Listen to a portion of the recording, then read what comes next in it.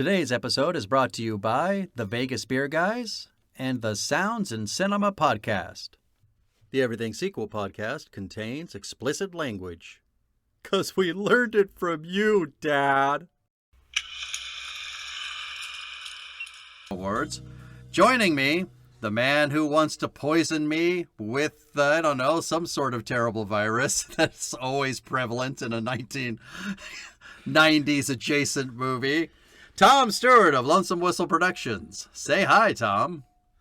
You know how women are, like monkeys. Won't get a grip on one branch until they get one on the next.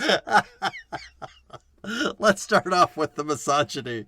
Just immediately. God, so much shit talked about women without being challenged. This fucking movie, man. It was bizarre to watch it.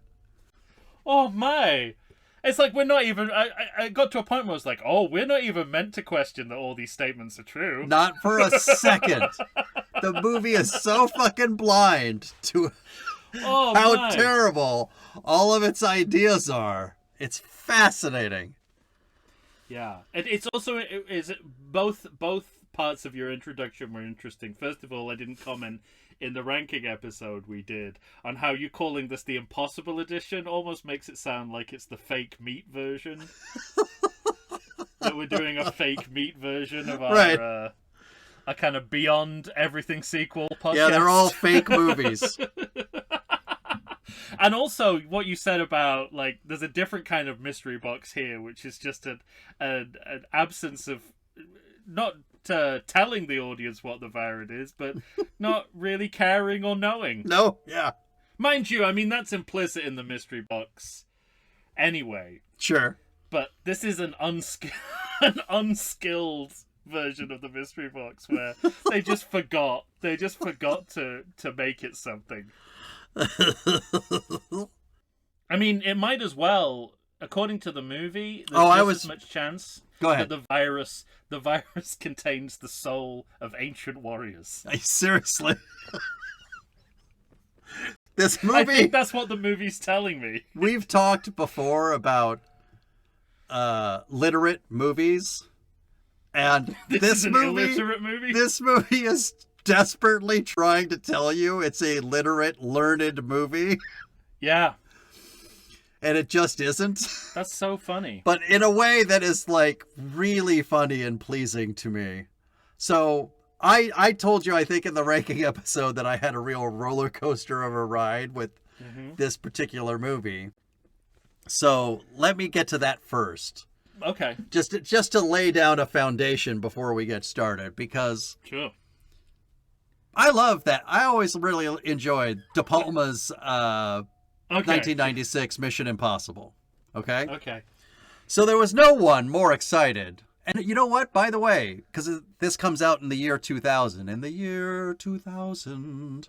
And we didn't talk about that in the ranking episode. That... Turning into Jeff Goldblum. And then, so it's very sensual. Look at this flower. What kind of a flower do you think my this goodness. is? And then I take off my pants. Every conversation with Jeff Goldblum ends the same way. Him and Conan together? Fucking hilarious. But... have you seen where he nearly chokes? I don't remember that. On air? He's like sucking like a locket, like a cough drop. And he nearly chokes. Oh, shit. And then they rewind the tape and they show you, like, they can see it getting lodged in his throat and him nearly choking. All right. Well, we might not have enough time for such tangents, sir. There's a lot to talk about in this movie. It's a hell of a lot to talk about. So, for starters, nobody more excited for a new Mission Impossible movie in the year 2000. So on the edge of my seat and ready to go. John, we couldn't be more different, you and I. Oh my God! Yeah, you were like, I'm done with the series already. With this stage of my life, I think I saw Mission Impossible. We have to save this for Patreon, but I saw Mission Impossible the movie twice in the movie theater. Okay. And I was just, in that way that seems very not Tom Stewart. Well, but it was like in the way that everyone but me went to see The Phantom Menace, just to make sure that they'd seen what they thought they'd seen. But we'll save that for when we do Okay. Mission Impossible on Patreon. Fine. Well, almost from the get-go, I kept asking myself, what the fuck is this movie? Yeah. And by the time, I vividly remember, by the time we got to slow motion scarf nab, I was fucking done with this movie. And I considered it one of the worst movies I'd ever seen in my life, and I never wanted to look back. Mm-hmm. And then I watched it for our purposes, and all of those things still hold true, and yet I found myself really indulging in just how bad a movie it is. Yeah, I think, what did we say? I think I mentioned in a previous episode, I can't remember what it was in reference to, but Garth Marenghi's Dark Place, anything that wasn't dialogue was considered for slow motion. Mm-hmm. That's definitely the case here, but it's not about padding out the movie, because the movie's a respectable length. Yeah, exactly. It's simply what John Woo does. It's just what he does. In a way that you can't take issue with as much as slow motion in other movies. Right. I mean, it is indulgent, but it's indulgent, but it's part of his style. It's absolutely, yeah. Who he is. Just like cutaways to pigeons and or doves. Is essential to his movies. All right. Well, we're talking Mission: Impossible 2, a 2000 film. Sorry, I'm just thinking about the way he crams pigeons and or doves into every movie he does. I had the biggest, most indulgent, delightful, laugh out loud infestation in my body. I like it. when that scene happened. With I him, know what you mean. Sometimes you laugh so much it feels like you have bronchitis. Yeah. with Tom Cruise slowly walking by and the fire in the fucking eyeball. Everything about it is so fucking funny. Ooh. Oh man. What a good time. Yeah. But a movie with 50... I was wrong, by the way. I think I called 3 the lowest. This is... Again, I had put this movie completely to the side and left it as its own thing. I think everyone would like to forget it happened. Yeah, this is the lowest on the totem pole with 57... And by the way, in all the wrap-up, the final reckoning tries to... Yeah. Resolve something... normally unnecessarily from every movie. Nothing in Not Mission this Impossible 2 is literally like we've decided it's not part of canon. Yeah, right. It's been excised from canon just for sheer ignorance of it. Right. As ignorance of its content. Well, so much so it has 57% on Rotten Tomatoes. Oddly, 57 varieties. Wow. Yeah, 57 Heinz variety film. Mm-hmm. Oddly, this movie made a lot of money. A budget of $125 million, an opening weekend of 57.8. That's pretty high for 2000. In the U.S. Well, yeah. Go on. You'll tell me how much they spent, but I suspect they didn't spend a hell of a lot on this movie. But go on. On the budget, I just told you, $125 million. Oh, what did you... Is that a lot for 1999? It feels pretty reasonable. I haven't listened to anything you said. I don't even know what you... I was just going to say that clearly you're not... Who are you? You just fucking power down when I go to Money Corner. I do! I'm just an empty vessel. You couldn't give a fuck until later in the episode when you say, "Was this movie expensive?" I fucking tell you right at the beginning. That was so soon after you'd said it that it's even more insulting than if I mentioned you it interrupted about me. 30 minutes later. You interrupted me, told me to go on because you said I'll tell you if it was an expensive movie later. That's what I always start with. Yeah. Okay.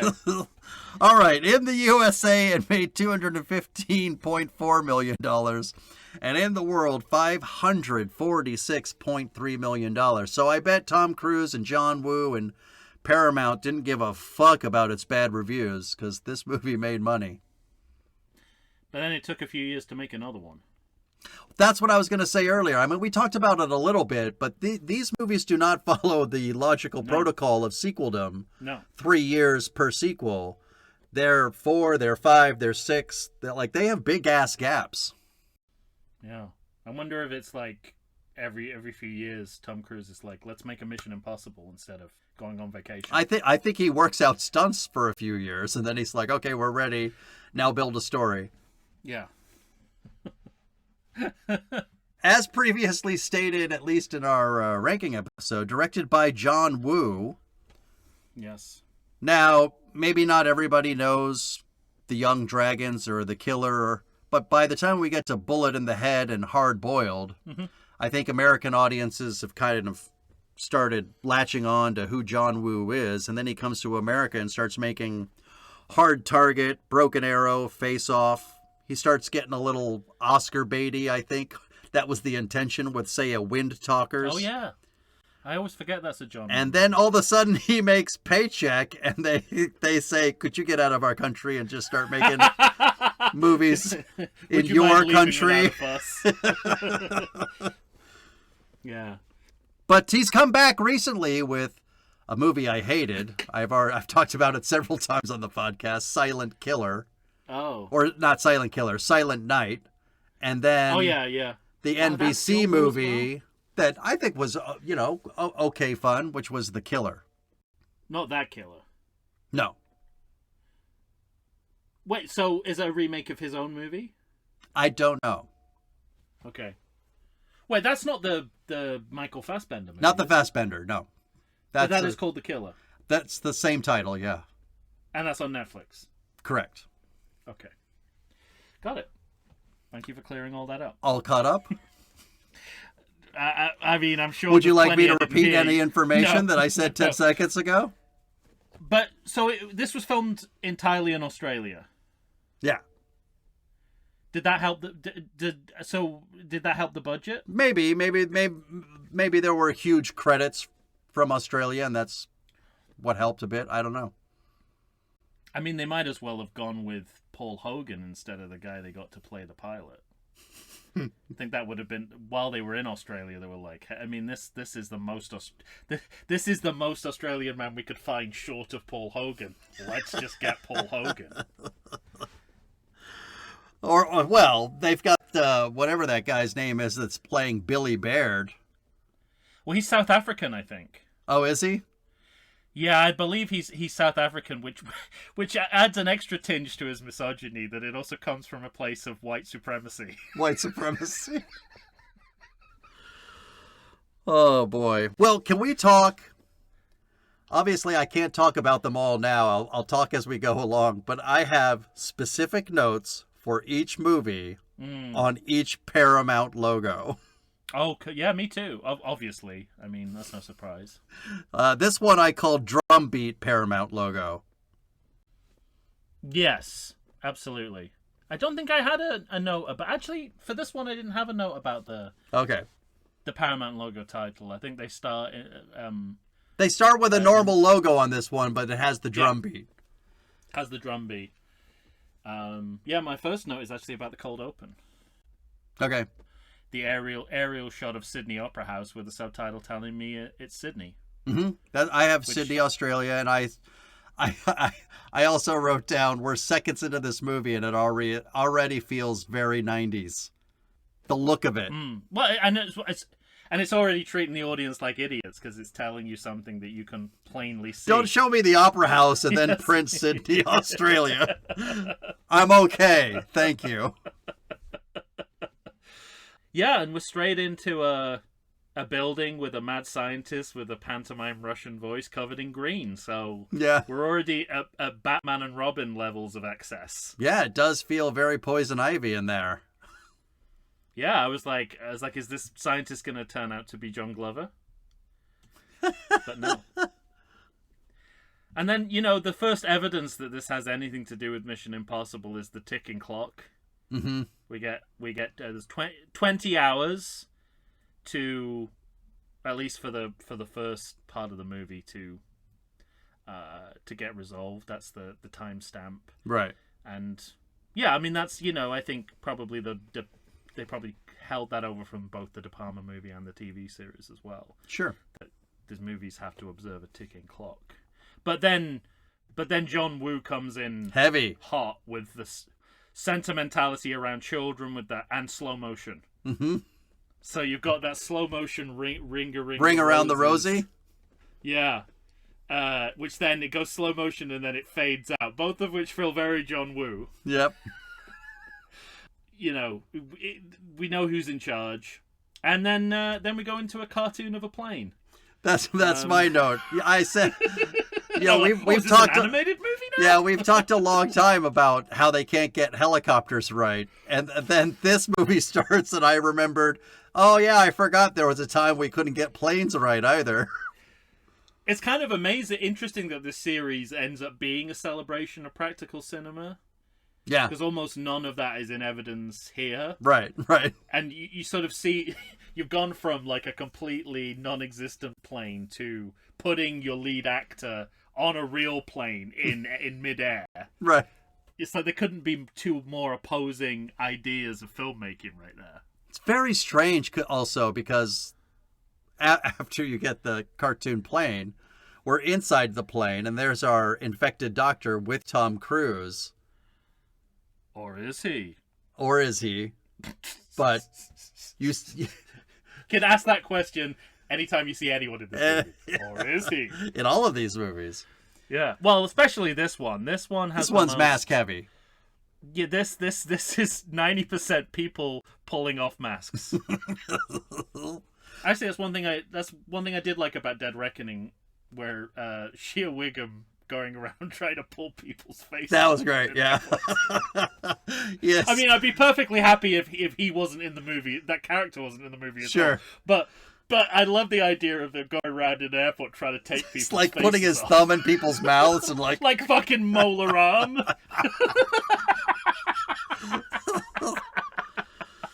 But one of the things I noticed, because we've been watching this series for so long, and it's been a while since I've seen an old... You have. I have not. That's true. It's been a couple of weeks. Old Tom Cruise movies. And that's how odd it is to see a very young Tom Cruise. Yeah. Staring at you from the screen. Yeah, he's got the Vanilla Sky douchebag hair. Mm-hmm. It's kind of it's not full douchebag like Magnolia, but it's half douchebag, which in its way is more douchebag because it doesn't know it's being a douchebag. It doesn't commit to the douchery. Right. Yeah. I would say it's funny because I always wanted to say I like the short-haired Tom Cruise better. Like those are the better movies, and then Ghost Protocol came up, and I'm like, oh yeah, he has the long hair in that one. He keeps it's crazy. Like he keeps going. He goes shoulder length, crew cut, and everything in between. Mm-hmm. Like the Final Reckoning hair is like he's had it in the shoulder length, and then he's tried to cut it himself. Is what it looks like. Yeah, but it's interesting. It's so strange, like, how well I know the original Mission Impossible and how I know nothing about the sequels. Mm-hmm. Because the first thing I thought is, oh, we're picking up with Tom Cruise where we left him at the end of Mission Impossible on a plane. That's funny. So I did wonder whether they were kind of that was their idea of continuity here, is that we the last thing we saw was him on a plane. Let's find him on a plane. Of course, it's not him, so it's all redundant. So in reality, he's on vacation somewhere else. Yeah, but it kind of the logic of star entrances is here as well. It's like there's a little bit of a delayed entrance. They do it better in other movies. I think in Rogue Nation is the best one, where you think he's not going to be in the entire scene and he suddenly appears, and in Ghost Protocol as well. But here they kind of. But it's a bit of an inversion. You're trying to to be give a the surprise. audience the clap, it's our hero moment, and then all of a sudden he's ripping off the mask. And Yeah. And it's very From Russia with Love, isn't it? You know, the cold open to that movie with 20 minutes. with the you think it's him, but it's just the Sean Yeah. Connery mask. When it looks like a Sean Connery ventriloquist dummy, and you're like, oh, that's why.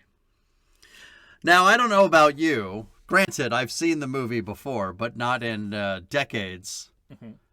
But this happens constantly throughout this movie, where something happens and I know exactly what the bad guys are doing. When the oxygen masks drop out of nowhere, I'm like, don't put that on. That's going to make you pass out. Yeah.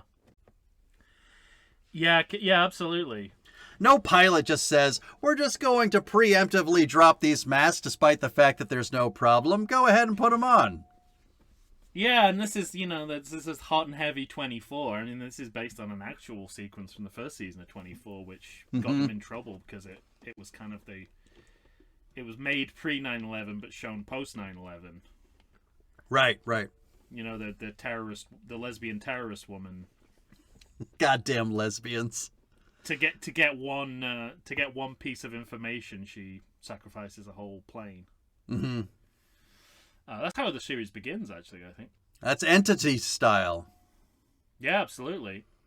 And it's always a good sign when you go to Star Trek V for your title sequence. Oh, yes. Very. Also, like, just building off of Star Trek V in the opening moments.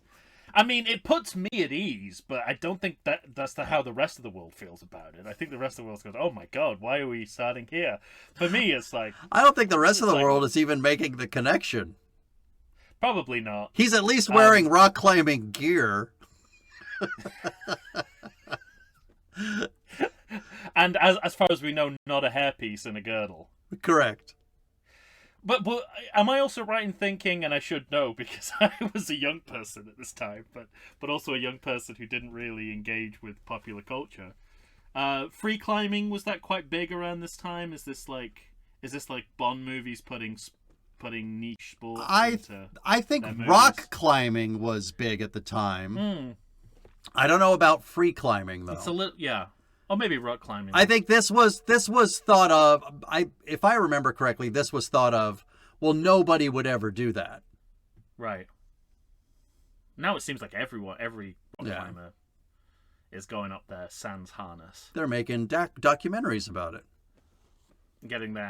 Having to cut out their own arms from underneath rocks, and or cutting ropes and letting their partners drop to their deaths. Yeah.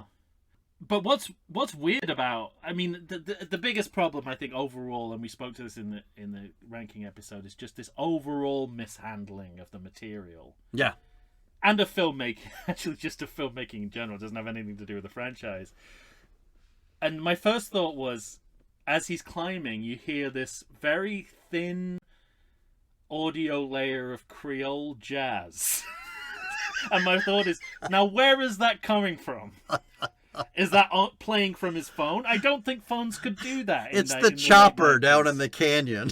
It just hasn't risen yet. Yeah, but I guess the other thing to think of is it looks like Tom Cruise is doing some of this, or he did most of it. And okay, yeah, more of it than an actor would normally do. Yeah, apparently he kept doing it as well. It made John Woo very nervous.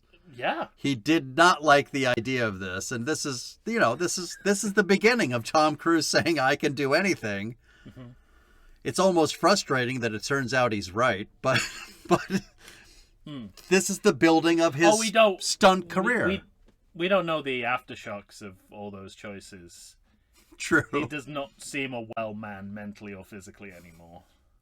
I got to tell you, he never looks his age. And then for all of these movies, by the time he's getting into the last ones, you're like, well, he's clearly older, but he still looks great for his age. Mm-hmm. And then all of a sudden, the final reckoning comes. Oh, my God. And I think to myself, shock. Oh, my fuck, he looks his age.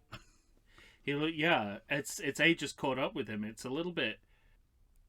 It's like early stages Muhammad Ali Parkinson's. I'm gonna say that out loud now. I think if he did have any disorder, we would never find out about it anyway. But well, it'll be cured by the panels of the thing inside of the cult, and with the approval of the such and such. Yeah, David Miscavige's wife will come down from the stars, and that's what she's been doing all this time. She's been in space finding a cure for Parkinson's, not murdered by her husband. But you were talking a second ago about the filmmaking, and I noticed something in this moment that seemed very of the time. I mean, it's a small thing, but the helicopter rises and they put that fucking tube with the glasses, and such an unnecessary fake out. So dumb. And then Tom Cruise does this thing, and he does it twice, where the empty missile with the sunglasses lands, and he just sort of smiles and shakes his head like, they found me. And it was just sort of this, it was like a nod to a spy movie that they're not going to make. Yeah. And it just felt so of the time of, I'm the greatest fucking spy in the world and they fucking can't do anything without me. Let me just laugh that off. And also kind of, all those, he completed that character arc at the end of Mission Impossible that he would go back to working for them. So what's he fucking complaining about? Yeah, right. He's already made that decision. He could have, been, well, I mean, we'll find out subsequently that he really is a fugitive on the run, but I don't think they definitely did not know that at this point, that he was a criminal. Right. He was an ex-criminal. It's amazing how many of these movies he's a criminal in. Well, that kind of criminal. That guy spends his whole fucking career disavowed. But he, yeah. Well, we'll talk about, this comes out in Dead Reckoning, because about 30 years of storylines are not enough to draw from. You have to invent something that happened right before. I know. Yeah, it's such an unnecessary fake out, and then... I had whether I ever knew it, I don't know, but I had no idea that the surrogate Jim Phelps was Anthony Hopkins. Yeah. That seems like such a huge name to put in your movie and do absolutely nothing with. Yeah. Plus, he never comes back. And he never except as a flashback in Final Reckoning. Sure. But also, it feels like you cast someone like Hopkins when you want there to be some suspicion around their intentions. And aside from being a hardcore misogynist, which the movie doesn't have a problem with and sees it actually makes him seem more of a hero in its eyes, there's no bait and switch. There's nothing more to this guy than a voice on the phone. Mm-hmm. He doesn't even really need to appear physically in the movie at all. Correct, yes. It could just be Anthony Hopkins' voice. I mean, for this scene, he's just a means to an end of 3D throwing the glasses into a CGI smoke-a-thon, fire-a-thon. Yeah. So that we can get to the lit match animation sequence. Yeah. It's interesting. My note was, the fuse interspersed with graphics of warriors for reasons yet/never to be disclosed. How true that turned out to be. Right. Yeah. Well, yeah, so that's how, and that's kind of weird. That's weird just at the level of how you do title sequences, because you get the title sequence and then you get the fuse. Mm-hmm. So shouldn't they all be one, or... Yeah, right. They do that later in the series. But more like they don't do on a TV show where the credits just keep coming after the titles, but you see titles before the titles. Yeah, right. Titles before the title sequence, which I've never seen before. That is odd. Unless it's right at the top of the movie, and then you sure, right. It's not even a lukewarm open. Mm-hmm. It's like the warm liquid has spilled over the cold open. Yeah. Let's say. But this, because I don't have it down in my notes, I gotta double check, because it's not until the next movie where they start doing the weird thing where they keep showing us scenes from later in their movie during the credit sequence. We don't get that. I didn't here. write it down either, but no, no, it's just like pictures of warriors. Yeah. Okay. My memory is it starts in Ghost Protocol, but that might be rose tinted spectacles. I'm loath to admit J.J. Abrams did it unless I see visual evidence. Oh, he does the terrible thing of showing you the climax at the end of your movie at the beginning. That's what he does. When you see that scene, it's like, fucking idiot. Wait, that's in your third act? Why are you showing that to us? What are you doing? It's like Christopher Nolan disease. You really could have had an interesting movie if that was the beginning of your movie, right? If it started there, or if it was literally. I mean, this is literally a discussion for another episode. But let's just say it now. Or literally, it was a scene. It was a preview of any other part of the movie, except the third act. The third act, yeah, sure. Well, my next note is how ridiculous flamenco looks in slow motion. That is not a dance that is complemented by slow motion. Slow motion is like a disorder. Like it kind of like it's like a facial tick or something. It just at the drop of a hat, the scene will start to go into slow motion. I kept looking for meaning in it because it was slow motion. It's habitual. And I just thought, I just was giving John Woo too much credit. Is he trying to say that spies have to work with a precision that dancers of flamenco must do? I think that that's kind of thing. no. I give him that credit. I think he's commenting on how he choreographs his action sequences. Yeah.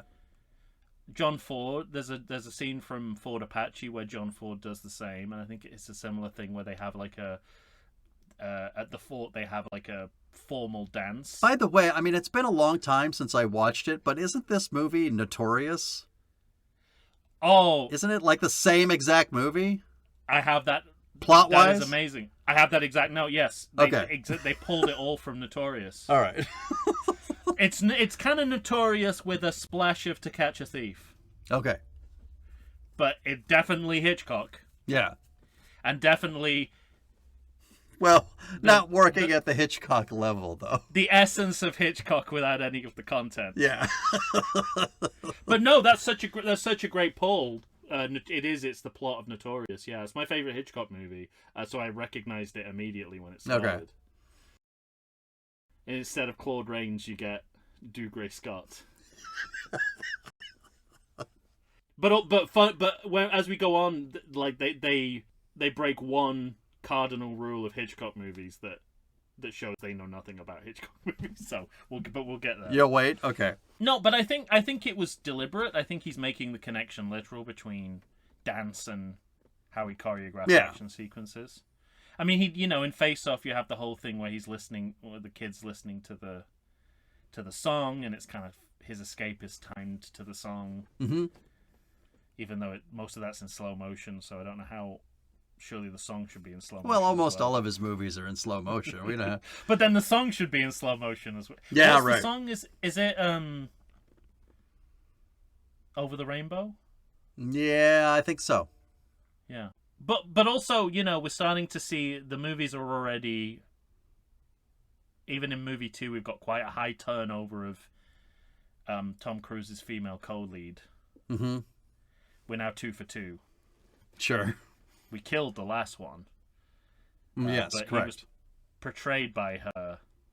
And it's kind of, I guess this is partly what distinguishes the film version of this from the TV series. Like, the cast was ongoing.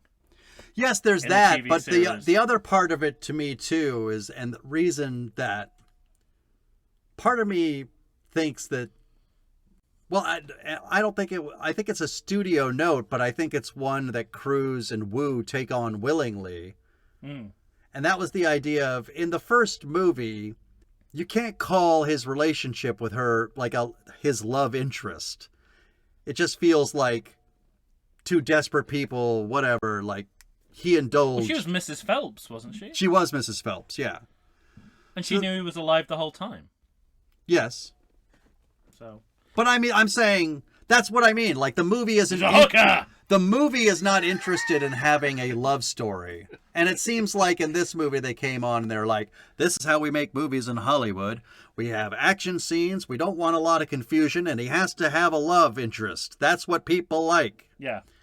Yeah, and absolutely. so, you get the sense it's gonna be like the Bond girls. It's gonna be a different one each movie, yeah. And they let one of them go on for more than one movie, but they not as long as you probably should have done. Right. Yeah, and but again, we already talked about it. But I literally had to write down. My word, is she just so stunning? Yeah, she is absolutely. She's absolutely stunning. Bulgari product placement is my next note. Oh, I put Motorola ad. Oh, there we go. So it's a lot of products being advertised, which is also something that characteristics of movies from these periods. And the fact that she's a cat burglar as well. Mm-hmm. Like, they've kind of... I get it goes to what you're saying about, like, you're not even really trying to make a spy movie. It's like, thieves, whatever. Any kind of spy-adjacent character will do.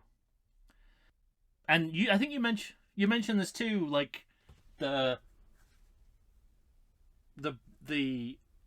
I mean, it's kind of like the good movies in this series pull from Roger Moore Bond, and the bad movies kind of pull from Brosnan Bond. GoldenEye, right? I mean, was the whole flirtation sequence? Yeah, the cars. Yeah, absolutely. Straight out of GoldenEye. Full GoldenEye. And GoldenEye's only like a couple of years old at this point. Sure. So it's an even worse sin than it is looking at it in 2025. Yeah. If you did a GoldenEye riff now, we'd be all over it in a movie in 2025. Sure. Yeah. Just like when I saw Black Widow, I was like, I love the Moonraker pull. But doing it in what year is this again? I forgot to listen. 2000. 2000. I forgot to listen.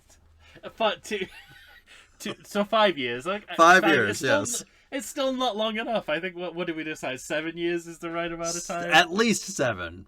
At least 7 years. But it's so similar. Like, they don't care how similar it is. Yeah. It's really offensive. It's odd.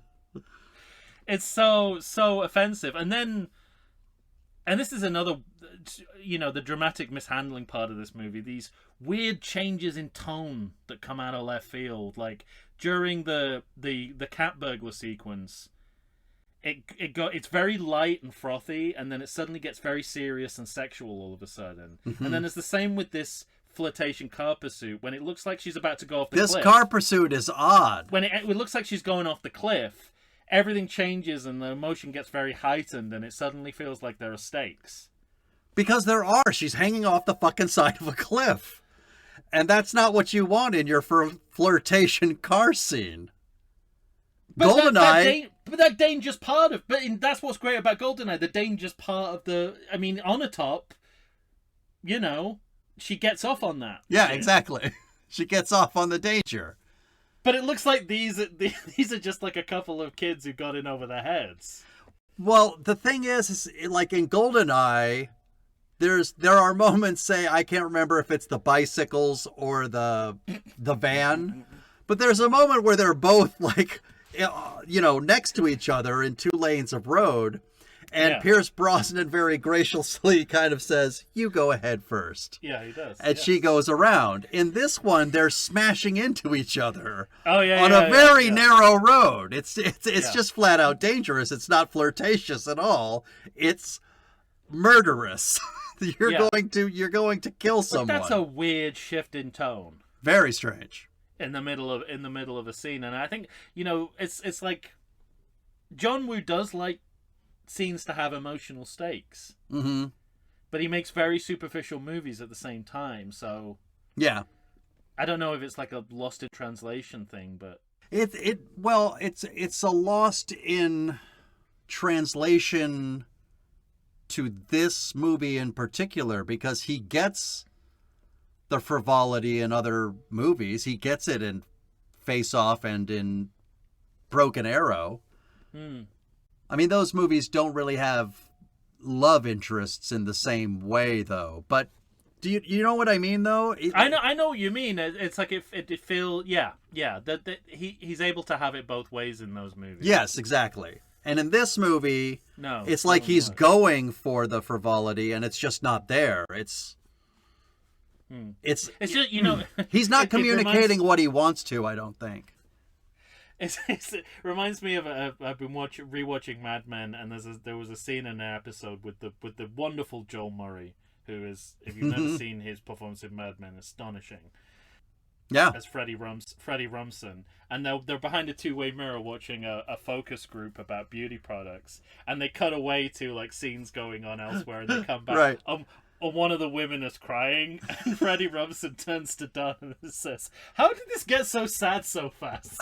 And that's what I feel about this scene. It's like, how did this get so? We were having fun, and it was light and flirtatious, and suddenly she's hanging off a cliff, and he has to strong arm her up into the car, and then they love that, and then they kiss, and it's as though, I saved your life, you owe me a fuck. We got a hump now. And they wake up the next morning in bed, already basically in love. It's interesting because, you know, the TV series, it was, you know, they were just they only had professional relationships to each other, even though off screen a couple of them were married to each other. But this is kind of shifting to the Bond film model of, you know, you fuck the leading lady and you develop a romantic attachment to her as the movie goes on. So they definitely shifted. That's how they see this as different from the TV series. Definitely. Another page out of the Bond playbook is local religious festival set piece. Yeah, right. And this is where we unnecessarily visually see Anthony Hopkins. Yes. For the first time. And I guess if you're kind of watching these movies, you know, you've only got the first Mission Impossible to think about. So you're already kind of, and because they've cast Anthony Hopkins, you're wondering, like, they made Jim Phelps the mole. Well, right. The big bad. Mm-hmm. What are they going to do with Anthony Hopkins? The answer is absolutely nothing. Yeah, right. But surely that's what people are thinking. Will he turn out to be evil? Yeah, or he sure sounds evil every time his mouth opens up. Obviously, and there are trust issues between them. Yeah, that's clear. He also offers him espresso or cappuccino, which seems to be one of the few callbacks to the original. I was gonna say it's a callback, yeah. In that brief part of the movie where Emilio Estevez is alive. So I wonder if it's like, don't think about the series, just think about the last movie. Mm-hmm. If you're gonna think about anything, think about the last movie. Don't worry about the series. Yeah, no, I never got the sense that beyond music and fuses and that kind of thing, that this series is too interested in the television series. The good ones are. Okay. At least tonally. Okay. And in storytelling, I think Brad Bird legitimately knows what makes a good Mission Impossible script from the TV series template. Good. All right. Meanwhile, he's going to find out that the doctor's dead and that... We already know this is the audience, but apparently we need to be told it a second time, and it's not the last time we'll be told. No. So, this is a reheating. We saw the plane crash with him in it. We saw it, and we got this same voiceover. Yeah. So, all of that was for nothing, or all of this is for nothing. Again, one or the other. Tell me it's Sydney or show me it's Sydney. At this point, I wrote that there's a real before 9/11 glee going on with this movie. Yeah. Yeah, definitely. You remember what it was so like after 9/11 and the things that they would choose not to tell in a story. Mm-hmm. Yeah, completely. And they're also going back to GoldenEye again with the idea that Dougray Scott is a rogue agent, former partner of Ethan Hunt. I mean, that's Sean Bean all over. Sure. And this is where we learned that the double mask routine was even more convoluted than we thought it was when we first saw it. Like, it has another. They just want that moment where you pull off the mask. Oh yeah. Again and again and again, as many times as possible, as many times as you have to do it. Whereas they do it, like in other movies, they do it far more judiciously. Yes, I guess that is one thing I like about the series, though, is that it's always there. It's something that the IMF team uses. It's their bread and butter. It really, really works. Yeah, you can never, literally never take anything at face value. Yeah, exactly. Because of that. All right, I think we've got a good start. Why don't we take our first break and come back? Yeah, well, we started with misogyny and we'll get some more right now when we come back. It's ever present. Oh my God. From Hopkins' sexist mouth to your ears. Yes. I like to think I know something about beer, but nowadays even I get overwhelmed when confronted by the exhaustive selection of craft beers they have at bars, breweries, and even grocery stores. Back in the day you had one, maybe two craft beers to choose from, and if you were confused, you ordered a Guinness. But in beerstinations like San Diego, the craft beer options lately are in double, sometimes even triple digits. So what's a beer drinker to do? You need what I need, the Vegas Beer Guys. Your beer of choice should be a perfect blend of malt and hops. And so a live show about beer needs that same balance. And the Vegas Beer Guys matches beer expert Dan Aker with self-proclaimed beer novice Stephen J. Weiss. The results are eminently drinkable. They're on Facebook, they're on Instagram. They'll try new beers, they'll tell you about beer. Think of them as your beer Sherpas guiding you up a foamy-headed mountain to reach the peak of your pint. God, I need a beer.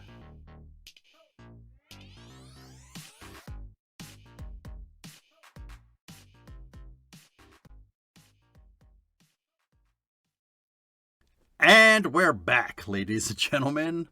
Tom and I are here trying to figure out what the hell's going on in Mission: Impossible 2, the 2000 film directed by John Woo, in a lot of slow motion.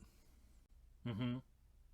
I wonder what the running time of this movie would be if you took out all the slow motion. 30 minutes.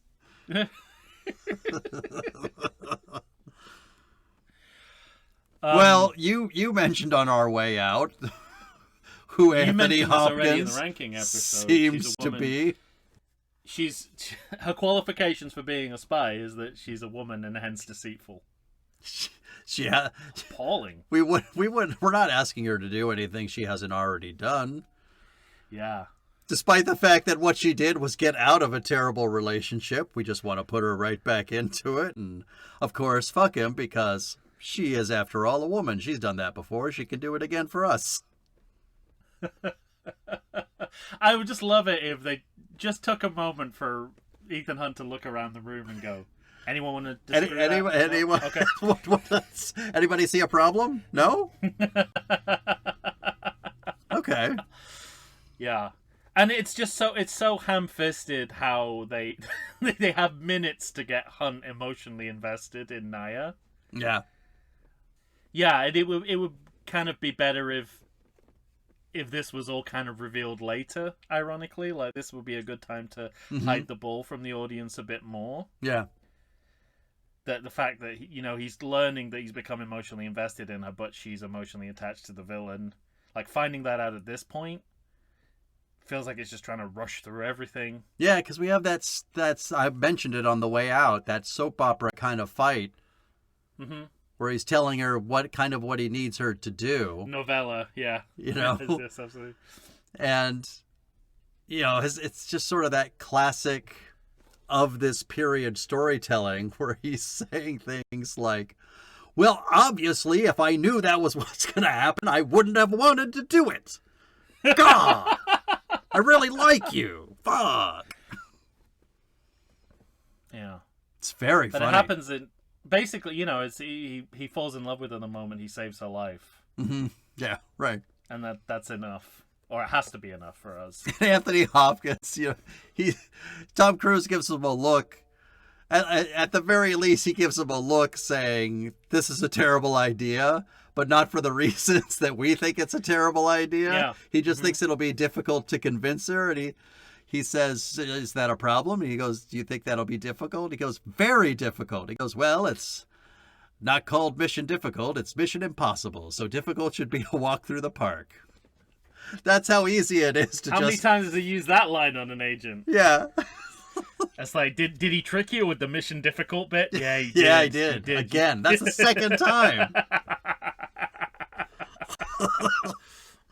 Well, speaking of I guess you could call Anthony Hopkins a member of the team, but well, first of all, I just want to say that, and again, this speaks to everything you've been saying about they don't really want to make a spy movie. Mm-hmm.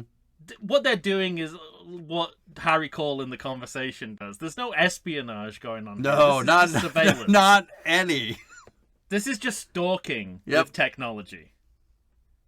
So, I think again, there's a misunderstanding of what the IMF actually do, especially if they're gonna fucking.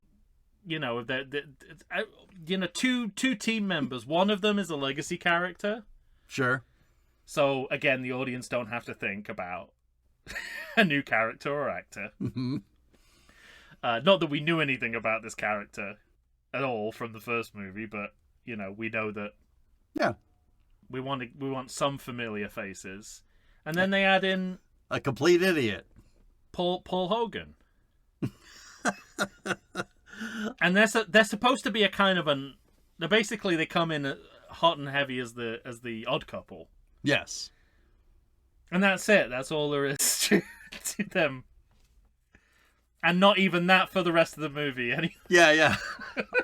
What's funny about the series is that as the series goes on, all the higher-ups in government keep talking about the fact that Ethan Hunt is not willing to let one of his team go. The team is that important to him. And I keep thinking to myself, I bet at the end of this movie, he was like, "Billy, it's not working out. You're not really one of us." Well, I don't want to get into the whole Scientology metaphor, But you will. I think that's what a lot of the talk about the team in the later movies is really about. Mm-hmm. I think it's a backdoor Scientology promotional tract. Nice. Cartoon satellites is my next. We've had cartoon planes, now cartoon satellites. Yeah. Everything above the Earth's surface is a drawing so far. But yeah, you know, that gives the series room for growth. Which I'm sure was their intention. So Ethan Hunt has this plan, and part of the plan is to get her arrested. Yeah. In Spain, I believe, so that our villain can come get her because he's got his He's gagging for it. 12-year-old itch spied out just perfectly. Mm-hmm. But can we talk for a moment about the lack of favors this script does for this villain? Oh, yeah. What a whiny little bitch. Mm-hmm. Yeah. Gave up Wolverine. Gave up Wolverine for this. Yeah.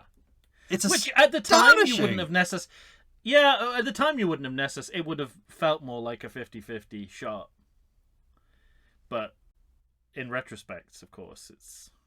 They're both franchise. I mean, they're both big franchises. This is even more star-studded than... Yeah, there's that. But just talking about character-wise, the more interesting character... I mean, even characters in this movie are calling out the script. Yeah. And saying things like, "You really think it's a good idea to bring this bitch on?" It's like, yeah. You think it's a coincidence that a week before we're going to fucking do all this sassy virus shit that she's just showing up in your life? And he's so upset by it, he's got to cut off the tip of a finger. Right, and it's, it works in, like you said, it works in Notorious. So Yeah. it's just complete mishandling, because it's the same dilemma. I think they have the same conversation. He has the same conversation. That's true, with his yeah. mother at one point. So it can work. It's just not working. Is part of it? It's because is part of it also, the performance too, though? Because he's so morose and just sort of whiny teenager. There's nothing about this guy though, like beyond the fact that There's nothing about this guy that would make me believe he would be in charge of anything, good or bad. We don't even really know. Do we know? Do we find out why he's gone from hero to villain? No. It's certainly not because his parents were portrayed by the British government. Right, and yeah. Executed by the Bolsheviks. There might be a line. There might be a line later in the movie speaking to... Is it just he doesn't want to follow orders anymore? Yeah, you have to just keep doing it, whatever they say, and keep saving the world, and what's the point? Well, that becomes a broken record by the end of the series, that's for sure. Yeah, well, but the same is true of... I mean, this is a very early performance from Brendan Gleeson, but... Yeah. They're finding these really good actors. That's true. And the performances should be far more satisfying. I think Dougray Scott... I've liked Dougray Scott in other... I was going to say... I don't think any of this is his fault. Just the Okay. way I don't think Brendan Gleeson... There's anything wrong with what Brendan Gleeson's doing, but they literally... I mean, with Brendan Gleeson, they literally trap him in a box. I mean, he's literally acting in a box. Yeah. So there's limits to what he can do. Dougray Scott, there was a television show shortly after this, I think, called Heist, that I was really interested in. I thought it was a really good kind of crime television show that I was really enjoying, and they canceled pretty quickly, but... They should have written... I mean, they didn't need to steal more from GoldenEye, but they could have, if they were going to steal from GoldenEye, they should have also stolen that, it's the way Sean Beaver is quite a suave character and his right, matching Bond's panache. Charisma. Mm-hmm. Or, or the character is trying to be as cool as Bond is. He even has one of the same lines, like, why don't you just die? Mm-hmm. And he can't give it the panache that Sean Bean does. Right. So I think it's about what they've got, not who they are. But again, I don't think John Woo does him any favors with that slow motion scarf grab. Woo! Hoofa! Now, I meant it without... that really got to you, didn't it? I meant it with outright anger first time I saw it. I don't say it's the biggest sin of the movie, but but it seems to have drawn a line in the sand for you. It did the first time I saw it. This time it really made me laugh. Everything about it feels so incompetent. Yeah, fair enough. I can't argue. I can't argue with that. By the way, you shoot something into her ankle so that you can find her at all times. They don't really explain how that thing's untraceable. She's just walking in and they're like got a camera on her that's inspecting for bugs. They just forget about it. They just say she's clean. Like it's just sort of a lazy script write where Ethan Hunt says this is untraceable. Click, shoots it in her ankle. I think that's fine. I think you can there's examples from, I want to say, which is the one with the underwater vault? Rogue. Okay, in Rogue Nation, got... Yeah, Rogue. They've literally got, like, the word oxygen written on his arm. Yeah. Kind of like, and then a scale of where the oxygen is. And then, later in the movie, they disable a bomb and it says disabled on it. It's like, you can do this cheesy stuff, this kind of, magic pill. That's different, though. That's just telling the audience how much time he's got left. Yeah, but it's also, there doesn't have to be an explanation of how it works. I guess, but when show you it correctly. when you shoot somebody with an electronic device and then somebody else has something that reads the whole body for electronic devices, yeah. what is it that's that's preventing it from seeing it? Is all I'm asking. But if it was done well enough, you wouldn't care. Is the point I'm making. True. That's my point. Not done well enough. Like in Notorious, they say the same thing about Notorious, don't they? About you're kind of like the whole plutonium in the basement thing. Oh yeah. It's like you don't worry that it doesn't. I gotta rewatch that. It's been a real The long Big time. Sleep being the best example of that. You know. Mm-hmm. You leave The Big Sleep not thinking about the giant plot hole in the middle of the movie. Because, it's cool and Bogey and Bacall are smoking and saying double entendres to each other. I'll tell you what I didn't like. As if that's news. I don't like Tandy Newton getting undressed in front of the villain and his jaw dropping and kind of drool coming out of his mouth as though everything must stop so we can fuck right now. Like he literally has motivation. no control over himself. That's literally his only motivation in the script. Yeah. So he has to play it like a cartoon wolf from Looney Tunes. It's exactly what he's like. Aruga!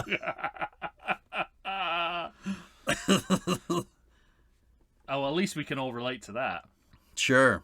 Now, I believe this right after that there's a couple of things that happen. One, Ethan explains the virus, the chimera.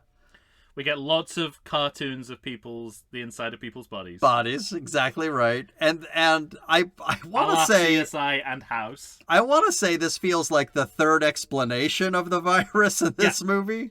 Yeah, it absolutely is. Yeah, we were told 3 different times the same information. Yeah. So he says something like, so you've got this chimera, and then you have the antidote, which is the Bellerophon. And Luther has this great line when he says, it's that simple? And Ethan says, yeah, basically. And all of that was because they thought that the first movie was just way too complicated, and they wanted to simplify it. Gee, well, but the answer to that, if you want to do that, is not to explain things twice more. Yeah. It's still complicated. Is it? Even if you explain it once. Well, I mean, it is. If it's hard to understand once, it's going to be hard to understand 3 times in a row. I don't think it is. I mean, it's... Okay, good. Because if I inject you with this and you die, but if I inject you with this, you live, seems not too complicated. No. And it is, weirdly, and I think they just got lucky here, the idea of, sending someone out to create a pandemic so that they could market an antiviral. Yeah. Does seem like a storyline that had prescience. Sure. But that's not intentional at all. No, yeah. But the whole Brendan Gleeson sequence has a so they don't they catch him and then he gets away? Is that right? Is that in this movie or is that in the next movie? There's definitely some License to Kill stuff. Yeah, yeah. Well, it was like, I couldn't remember if it was kind of like the because she's like she's working against the big bad. Yeah. Yeah. But was it kind of like an early Wolf Blitzer?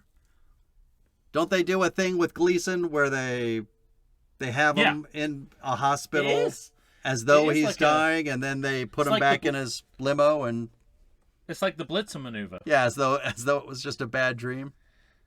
Yes. Yeah. Exactly. So they walked that through, but I sort of said that this whole idea of going undercover romantically in the villain's lair is very License to Kill, and I literally wrote the note. I wouldn't be surprised given that we've had License to Kill, GoldenEye, I wouldn't be surprised if the rest of the film was like Tomorrow Never Dies. And then literally a second later, Brendan Gleeson reads about his own death in the newspaper. Yeah. And I was like, fuck, it is Tomorrow Never Dies. Yeah, it's interesting because this movie, more than any others, reminds you that the ability to convincingly be anything through anybody through mask work means the storytelling lands differently. Yeah, sure. So it's up to you, I think, as the storyteller, to not exploit that as readily as they do here. To like keep that until you need it, until it's a must. Because you can literally in every scene, you could have two people removing masks, revealing that they're different people if you wanted to. But you've got to have the restraint to know that that shouldn't be the solution every single time, and this movie just doesn't. Yeah. So it's kind of it's interesting, and when they do it in later movies, the deception still holds. Like even after three or four movies of them doing it, I still get fooled by it. Whereas like I'm on my guard throughout this movie, is going, whatever he's saying now might not matter because it's probably another guy in a mask. Yeah, it's funny because it's been so long since I've seen the movie that I basically had forgotten the whole movie. But I'll skip to the end, and when the baddie drags in Tom Cruise, my first thought is it's got to be mask work. Yeah. Anything of consequence that happens is usually mask work. Yeah. And you know what, they even this is such a simple idea, but they play it all wrong. Like they play it in a way that, like, the order in which they do the reveals makes everything as least surprising as it could be. Yeah, exactly. There's a way to actually exploit this for maximum surprise, and they don't take advantage of that at all. Well, they try to build some drama by having number one henchman question his boss, and so he cuts off his finger. Which will prove to be a story point later.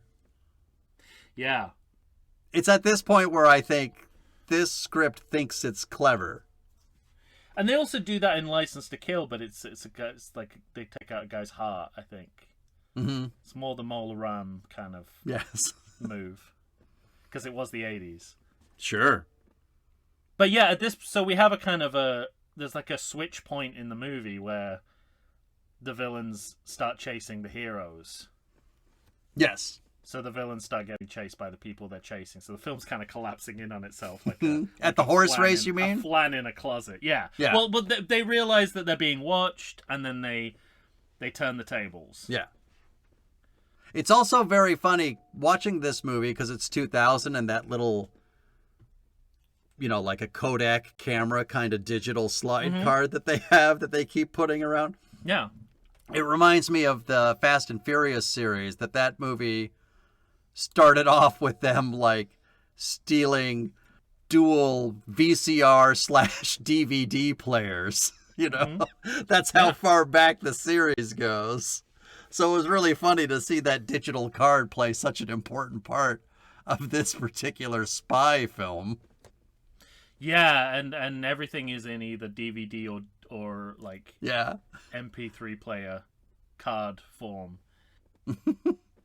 This series actually has quite a good handle on technology and updating as we go.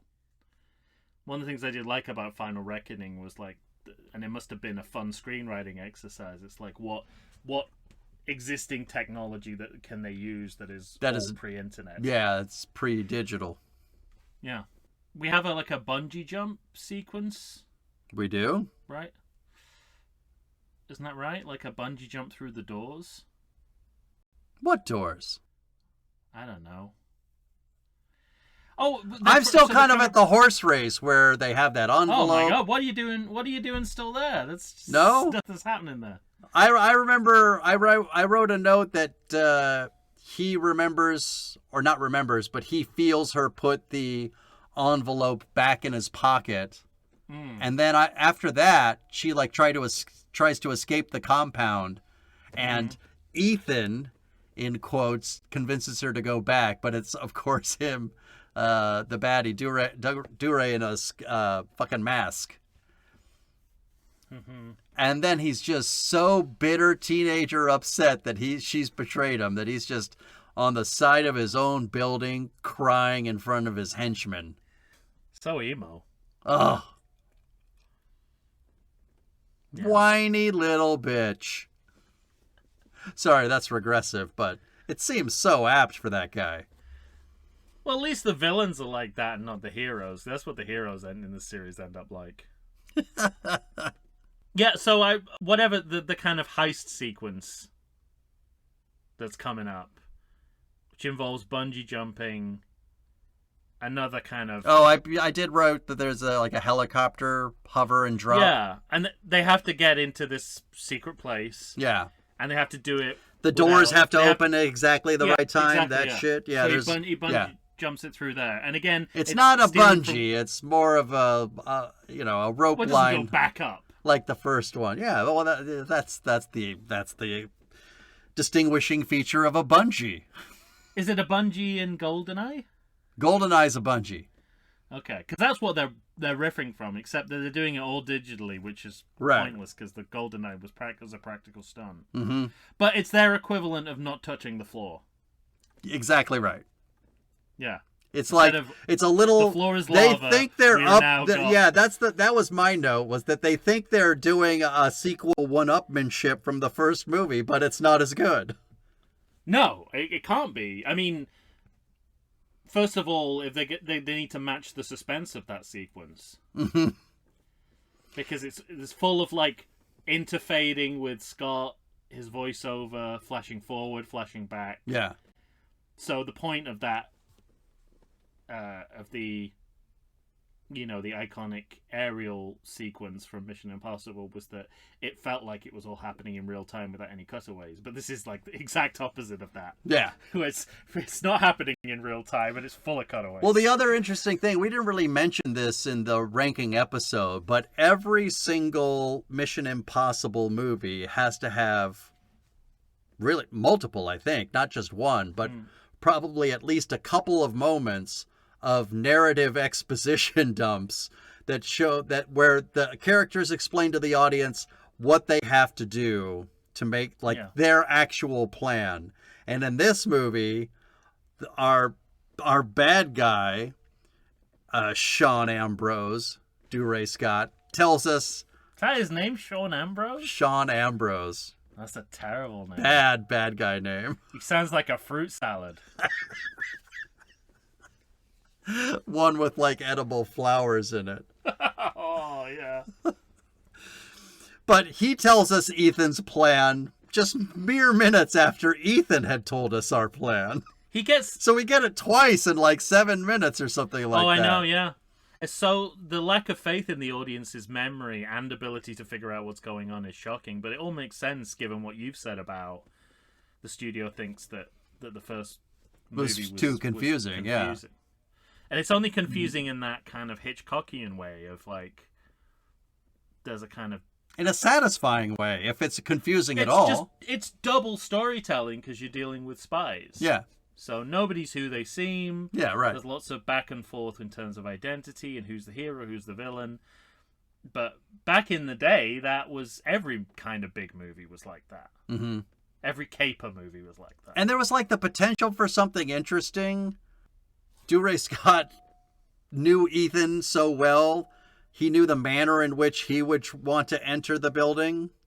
Meanwhile, they just walked right through the front door. It looked pretty easy. Yeah. It's not Ethan. He says Ethan doesn't want to kill anybody, but they have dart guns with drugs. You could have just walked in through the front door and gone that way and just put people to sleep. Yeah. I mean, Dure Scott scrapes the bottom of the barrel for names because in Fear the Walking Dead, isn't he called Thomas Angel or something like that? Is that right? Something, because you're supposed to think it's a woman that. What season does he come in? I don't even remember that. Common Common Domingo's boat is called, I think, Angel. Oh, Fear the Walking Dead. Yeah. I thought you said just The Walking Dead before.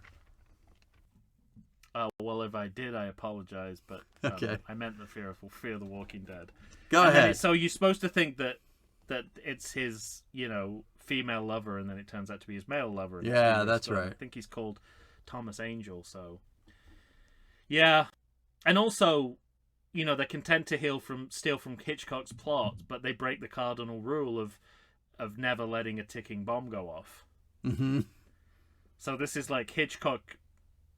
I can't remember what the movie was. I think it was Sabotage, maybe? Sabotage. Where he had the bomb on a bus go off and kill everyone, and he realized after that there was no value in letting the bomb go off. You could eke out the audience's suspense longer. Sure. That it's basically, I think it's like premature ejaculation. This movie feels like a big movie of premature ejaculation. It's as Jerry Porter on Indiana Jones Minute would say, it's very blue balls. Everyone in this movie is going around with blue balls. That's great. It's and don't you good. think it was funny? It's so weird because, Ethan's got his I gotta steal shit and kill virus clothes on, and the baddies all come in with their SWAT gear, and then out of nowhere, Naya is there with her jeans and t-shirt and like, hello. Well, it feels very John Woo. There's all the gunplay feels like a John Woo movie. Yeah, I have that note that the sentimentality between the two, the whole sort of suicide pact thing, that level of melodrama feels very John Woo. All the slow motion that's going on, although that's never really stopped. I wrote down they have lots of mirror chats. Mm-hmm. Where they're looking at each other in different side view mirrors. And I have here, I can't remember the context, but more mountain climbing? Does he get back on a mountain at this point? Back on a mountain? Well, I noticed because it was also... Oh, yeah, because he's hanging off he's like doing a literal cliffhanger. He's hanging off a cliff before he gets onto the bike. I don't know. Where are... She injects herself. Oh, he jumps out. He makes a hole in the building and just jumps out, right? Yeah, and he's hanging off a cliff. He is? Before he gets on the bike. Well, I wrote there was more mountain climbing. Well, but before we get there, because I had a problem with what was your opening line? Your quotable. The monkeys? Women are monkeys? Yeah. About monkeys grabbing branches and shit, because that's what he says about Tandy Newton, what Ray Scott says about her. Yeah. And I thought, he's trying to be misogynist, but he ends up also being racist. Yeah. Didn't care for that too much. No. No, absolutely not. And it's just like this movie can't see a single problem that's like clear writ large in front of them with any of their dialogue. I hate to say it feels very Australian. Oh. Very Australian male, anyway. That's kind of misogyny, racism. Look at that. Your hatred. Your country's hatred. No. Traditional Australian masculinity as represented by Paul Hogan. Okay, fine. Who is in this movie, more or less. Also, what... As we all know, it's an island filled with criminals. That's the narrative, right? I guess Luther never shows you why he's valuable, but you know from the past movie that he is. Mm-hmm. This guy never shows why this couldn't literally be an unemployed actor doing all this stuff with a pilot's license.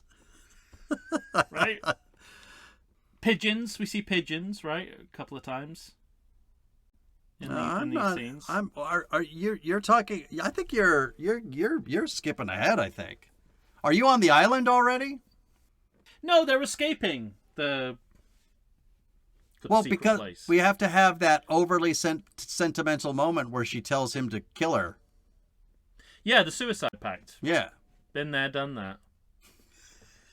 Increased level of melodrama. And he says instead, no, we'll find a way around it. Yeah. But that's where he blows the hole out the wall, and he just jumps out. He's not rock climbing again until he gets to the island. Also, with an island... Oh, maybe it is the island, then.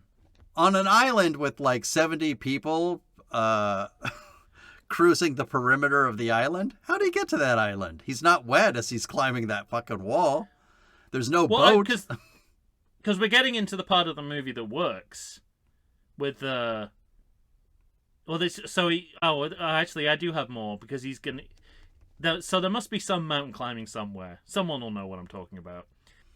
But he gets tortured, right? There's a very Passion of the Christ moment where he gets dragged in, and Dougray Scott gets devil eyes.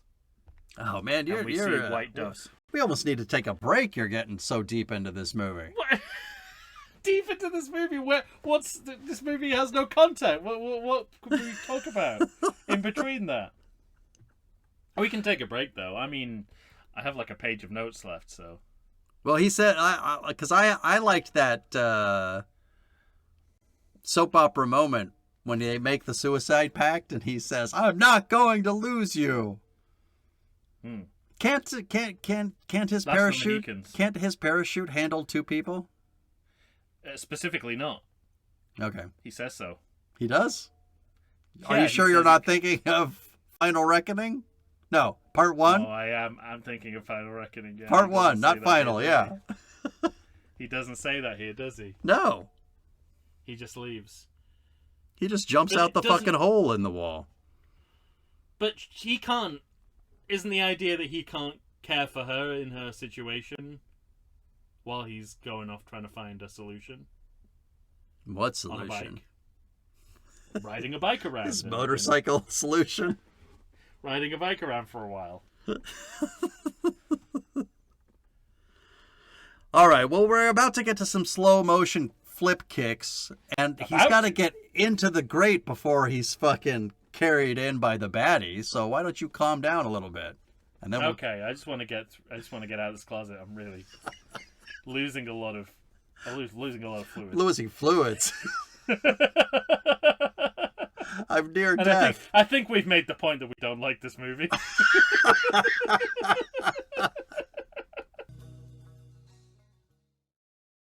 If you like podcasts like I do, boy, do I have a treat for you. You need to stay on target and check out the Sounds in Cinema podcast.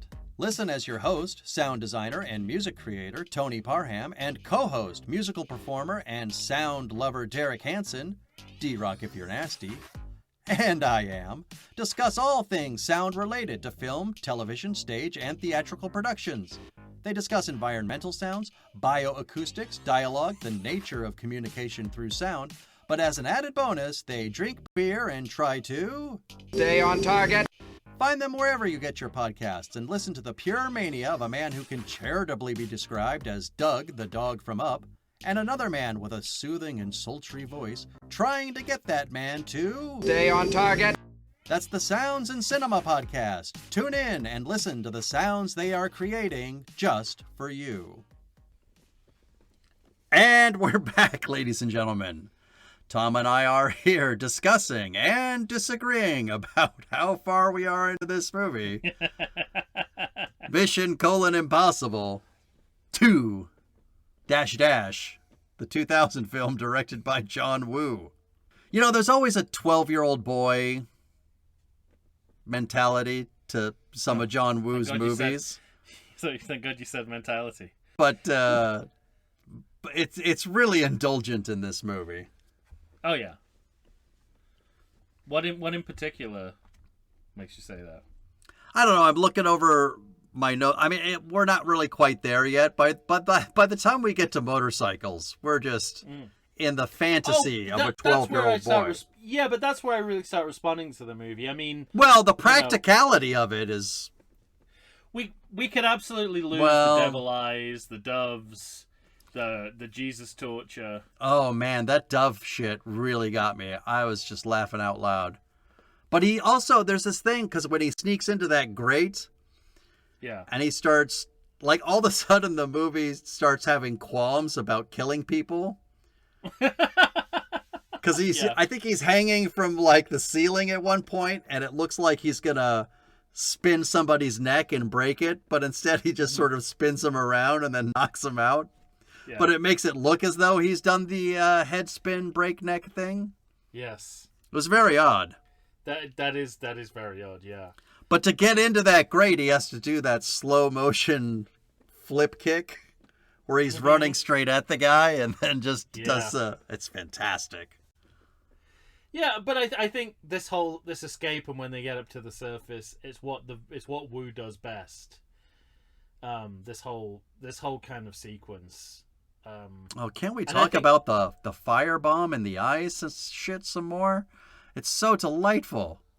The what? When Finger Cut Batty drags him in. Oh yeah, yeah. Or is that late? Is that before or after? No, that's later, right? Well, we find out it's not him as well. Yeah, but I think because no one is who they're supposed to be. What's he do? He puts a bomb on the door and it just blows up, and then the pigeons come in. Yeah, well, we've seen. I think maybe my memory is incorrect, but doesn't Thandie Newton say, "Oh, look, there's a pigeon," at one point? Oh, I don't remember that. I think she does. But yeah, and then we see lots of. Well, they're doves at this. I think we see pigeons, and then we see doves. And then it's doves. Definitely a single dove coming through the fire door. Although before that, I think DeRay Scott. Yeah, I love the fire in the lenses of his eyes. It's just fantastic.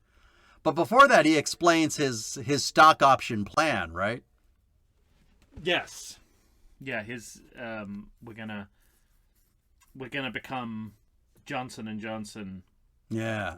25 years before the fact, or 20 years before the fact. Yeah, that's a real beginning of George W. plan. Yes, true.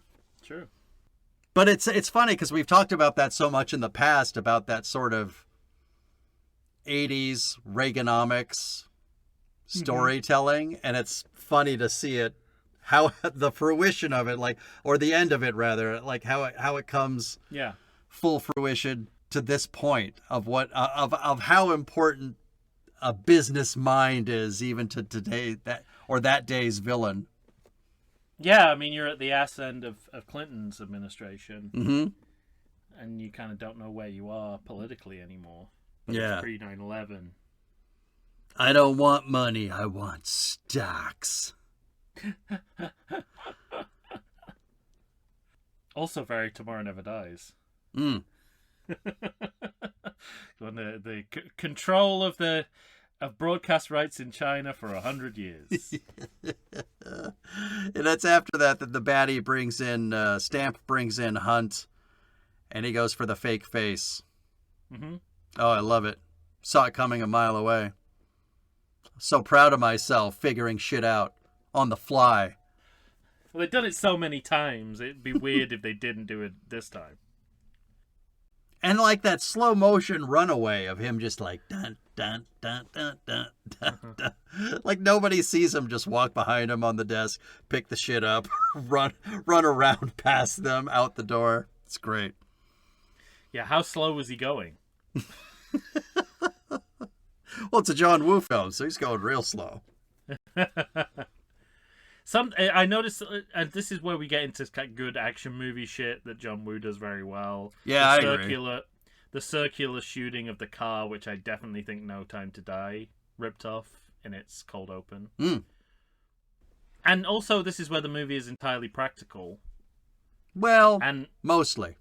Enough of it is. There's that one motorcycle jump where I said to myself, oh, that motorcycle is definitely on cables that they have erased digitally. Okay. Well, that's still practical. It's still the essence of practical. That's just trick photography. But, everyone suddenly is wearing shades and leather coats. I wrote down a line that said, he puts on sunglasses for some reason. And that's very John Woo as well, but they're obviously trying to trade in on the Matrix look as well, I think. Is what they're going for. I really like the bike fight too, the kind of modern day jousting. Yeah. It's completely ridiculous, but it does feel like it fits in a John Woo action movie.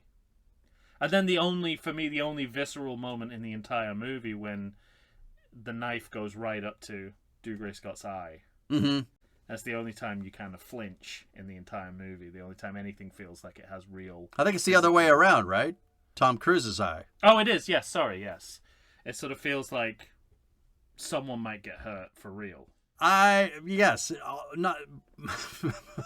I guess they got really lucky because Tom Cruise kept insisting that they use a real knife and that it be as close to his eye as possible. And okay. Did it several times, and it was another one of those moments where John Woo was like, I feel shitty and nervous. I don't like this. But it pays off. Like, it reads. Sure. In a movie where you don't have many moments like that at all. Mm-hmm. But after that, it gets pretty video game very quickly. I mean, they're like basically doing Mortal Kombat. Yes, very much so. I suppose Street Fighter maybe. But we're also intercutting to Tandy Newton's suicide moment. Mm-hmm. She'll be saved by Dr. South Africa and Luther. But there's even a moment where during the fight they do a slow motion flying kick knockout. Well, you're gonna have to tell me which one because there's several. Well, the one that gets knocks Dougray Scott out. Because for a second I was like, is he just gonna like flash and disappear like in a video game? Like. That would be fine at this point. Because one of those kicks was real. One of those kicks, Cruise accidentally connected with Dougray Scott, and they left it in. Yeah, maybe it was that one. And then they do the whole, villain back from the dead, license to kill thing. And I'm half expecting him to burn him with Felix Leiter's cigarette lighter. Anything else about that sequence? That was the last I had on it. The hell did I write, though? Slow motion kids with waves from the ocean? Were there kids? Is that back? Oh, is that back when they're in normal times? No, because she sees kids. Like, yeah, maybe that's it. Like, because she's being brought in on the chopper. It's right before. Like, Cruise has the cure. By the way, like, Ethan Hunt absolutely should have died in this moment because his back is to him. Yeah. So despite the fact that he's, Dougray Scott is an IMF agent as well. He could shoot you in the back. It doesn't matter if you toss an antidote to the girlfriend. He's not going to be bewildered by that too much. That's not one of his special powers. But I love that slow motion kick the gun, which somehow lets it jump up on a spring. And then he gets to shoot Dougray right in the face. Oh, I guess it's the chest. I don't know. Yeah, it doesn't. It gets him. I probably wanted it to be the face because I hated that character so much. It's probably a guy in a mask anyway. It doesn't matter. It's probably just an extra in a mask. Mm-hmm. And then we go back to Anthony Hopkins, who seems upset that he's got to let a woman go on without a terrible past catching up to her. Yeah. And again, like this, the casting of Hopkins makes you think that there's going to be some character payoff. Mm-hmm. And there just isn't. Yeah. He's got... he doesn't have half of John Voight's character's arc. No. He does. No, he doesn't have 2% of his 2%. Yeah, fucking arc. Come on. I mean, was the plan to make him the new Jim Phelps, or was it a one and done? It's hard to tell what anyone thinks they're getting out of this movie. Yeah, because they don't end it. It's weird they don't end this on a teaser. True. Right. Is it the only movie that that doesn't make any suggestion that it's going to go on?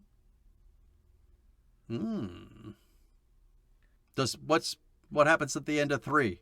I think they go on vacation together, but it's like a promise of... At 3, they're walking out the door of the IMF, and everybody's behind them like, woo! Right.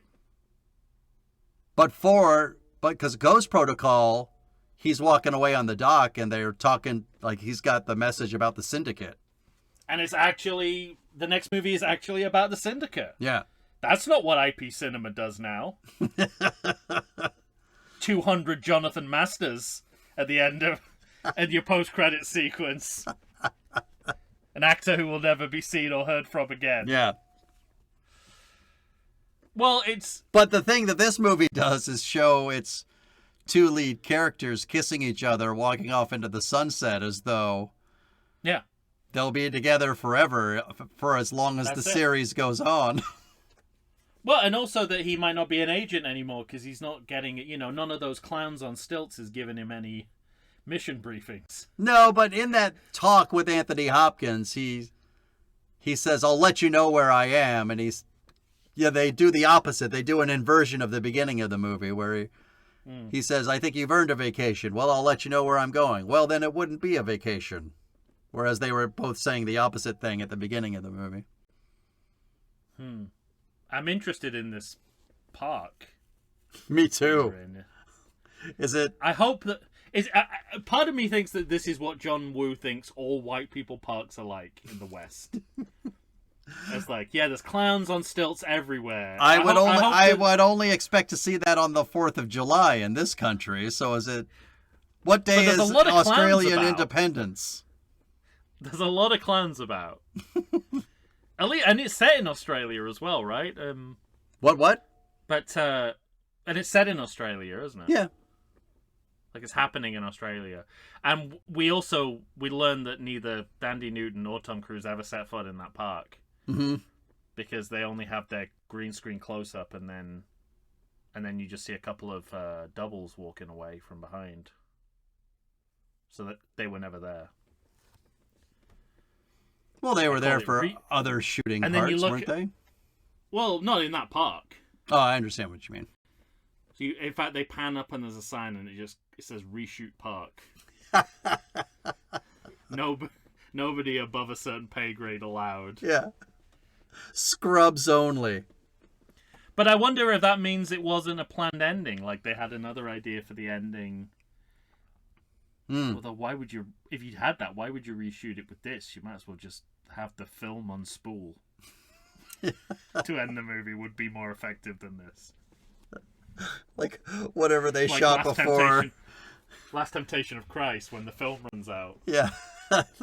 Whatever they shot before must have included, a bear fucking a dolphin, and they're like, I don't think we can get away with this, can we? We got to reshoot that. Anthony Hopkins just sits down to a dinner of human flesh. With just him and Armie Hammer. All right. Was Armie Hammer confirmed to be a cannibal? I don't know. Or was he just interested in cannibalism? Yeah, I think he's more interested in the naughtiness of it. Like, you're so hot, I want to eat you, but maybe I don't really want to eat you, but I want to tell you I want to eat you, so I put the fear of God in you. You seem to know a lot about it. Because that's sexy. You've explained it alarmingly well. I'm purely speculating. It doesn't sound like it. It sounds like you know this in a lot of detail. I do remember there was a documentary about that famous case about the guy who they corresponded online with someone who wanted to eat someone and someone who wanted to get eaten, and they corresponded with. Yeah, I remember hearing about that. And you know what the name of the documentary is? No. Will You Be My Bratwurst?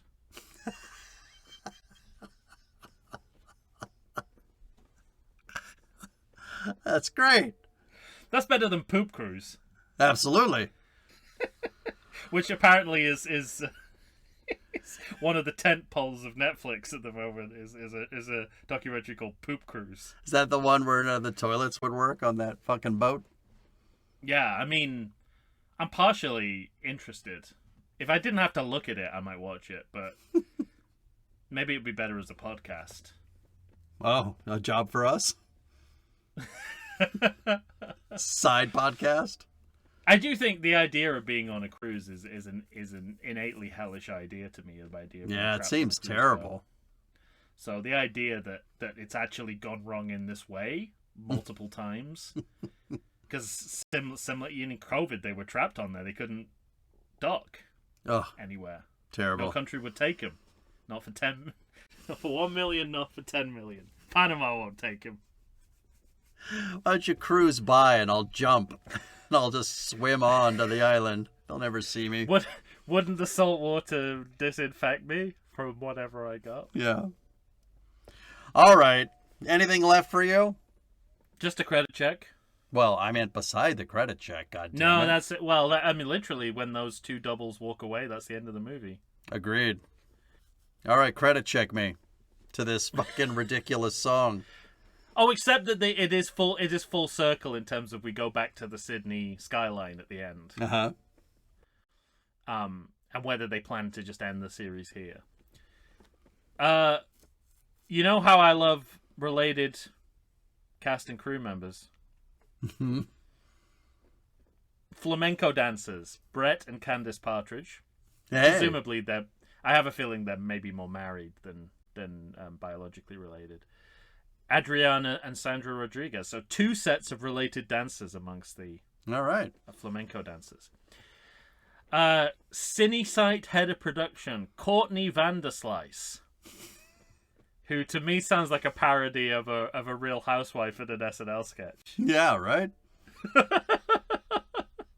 Sounds like somebody Georges Vanderlei would marry. Oh, I got Vanderlei. Vanderlei. I got to marry a Vanderslice. Vanderslice. Importer exporter. Big long matches. Now, I took issue with the song credits, as you might imagine. Okay. Because the Mission Impossible 2 theme is co-credited to Lalo Schifrin and Fred Durst. God. Which to me is like giving credit to a child who unspooled the master tape in the recording studio.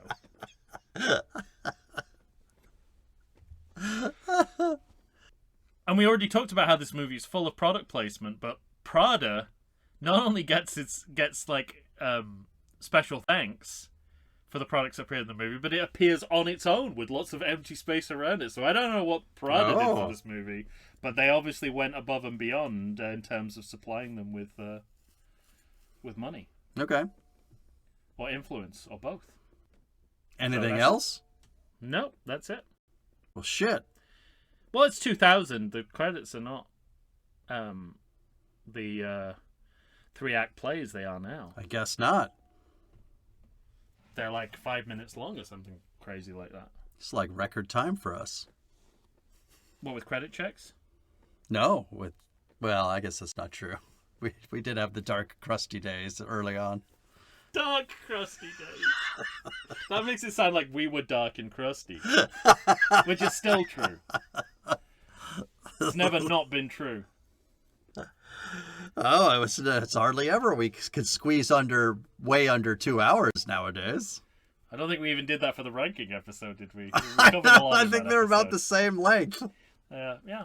Well, we got to pace ourselves. We got 5 more movies. I'll say. No, 6 more. Yeah, 6 more. And a picture sequel. 7 more. And a posters episode. 8 more. If you don't like Mission Impossible, now is not a good time for you to be a listener. But if you do, it may be the best ever. Oh, man. Well, I don't like this movie, but I had a pretty good time watching it. Yeah. Well, I was watching it for the first time, and so it was the slug that it probably was for you the first time. Yeah, right. I mean, I spent the whole movie aghast at what was happening. Yeah, it's astonishing, right? I don't think I got to the delirium of enjoyment. Okay. At any point. I was laughing out loud, not with, but at the movie. Yeah. As long as it doesn't affect your perspective that this is by far the worst of the series, I have no so issue terrible. I have no issue with you enjoying it. Was that a moment? Do I remember that from the ranking episode? Did you think this movie or 3 was going to come up I thought earlier? 3 would be higher in your... Yeah, I thought 3 would be higher in your list. Okay. 3 is relatively self-contained. True. Yeah.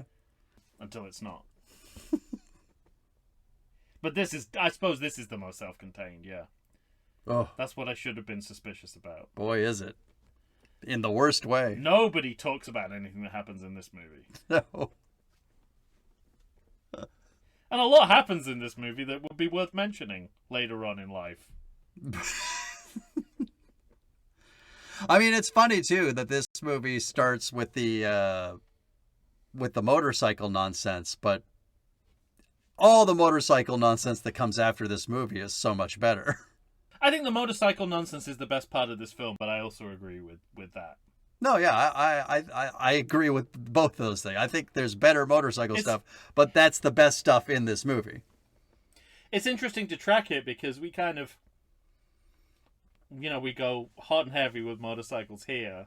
You know what's funny about this motorcycle stuff in this movie, though? It's a little douchey. Little?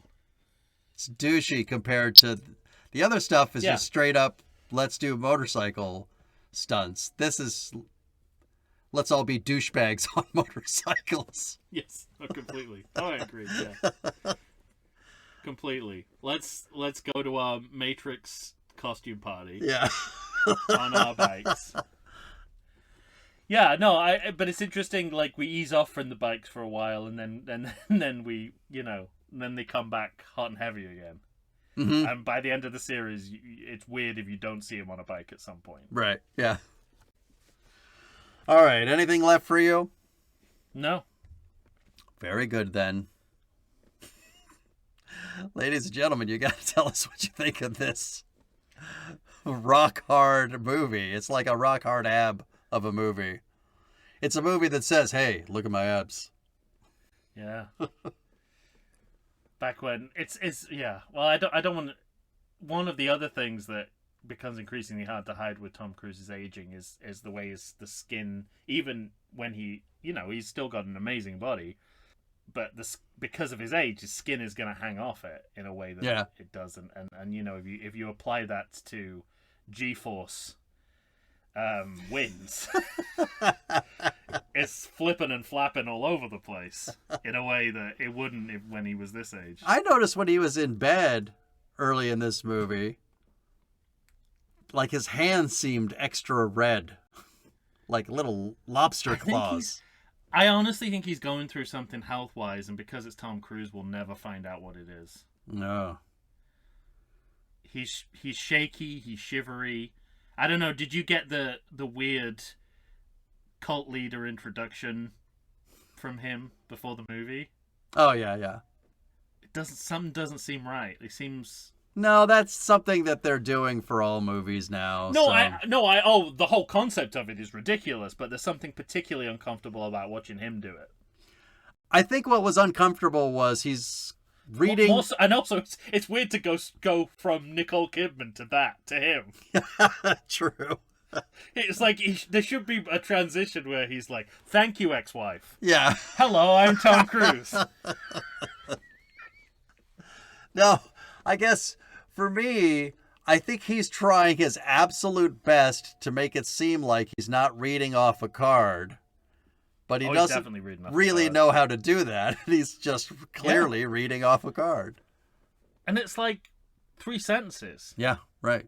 You feel like an actor like you're a professional actor, if I can remind you, sir. In case he's listening to this. It's not quite the level of discomfort that a Hugh Grant previewing Dungeons and Dragons has. But it's a different kind of discomfort, but it's still a discomfort. That was hilarious. He's like sitting in the chairs with all the people and they're all riffing off each other, and then he just basically stops them and then reads what's on the autocue. Like, let's not. This shouldn't take longer than this. I got things to do, kids. And why? And I mean, it's I'm sure we've said this before, but why is this being addressed to us? We already bought our ticket. I know. We're here. They just want to thank you, Tom. Yeah, well, Get me out of the movie theater at a respectable hour of the day. That's the gratitude I'm looking for. I went to see a 4:00 show and it's midnight. Amazing. All right, ladies and gentlemen, you're going to have to tell us what you think of this fucking nonsense. Mission Impossible 2. How do you do it? Fucking nonsense. Get on the Facebooks, get on the Grams, get on the notes, get on the heebie-jeebies. Send us a message on the cuckoos. What's the heebie-jeebies? I'm just making stuff up now. Don't stop me. Well, you're just scatting. Scatting and beboping and I'm losing it. Send us a message on Skitty Scat. Or send an email to everything. Speaking of racism. Or send an email to everythingsequel@gmail.com. All right. That's enough of that. Coming up next, Mission: Impossible ... directed by Tom's best friend, J.J. Abrams. Is the dash... Is that real, or are you adding that for color? No, it's 3 dashes. Oh, I see. Is it really? Or, 3 what? 1s? 3 L's? Like the Roman numeral? 3 lowercase L's? 3 lowercase L's, okay. Interesting. It's different. It's not a dash. Places. I said dash. You're right. I said dash, and it's not a dash. That's okay. I'm just checking. That would actually be better, because that would be like because originally it was like a ticker tape. You know when you're in prison and you gotta count the days? It's those. It's not the 5th one, but the 1st, the 2nd, the 3rd, and the 4th. Mission Impossible. I've been in prison for 3 days. Yeah. Okay. Yeah, that's what it feels like when you're watching the movie as well.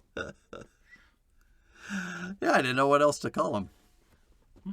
Say goodbye to everybody, Tom. Bum put a hole in my Versace.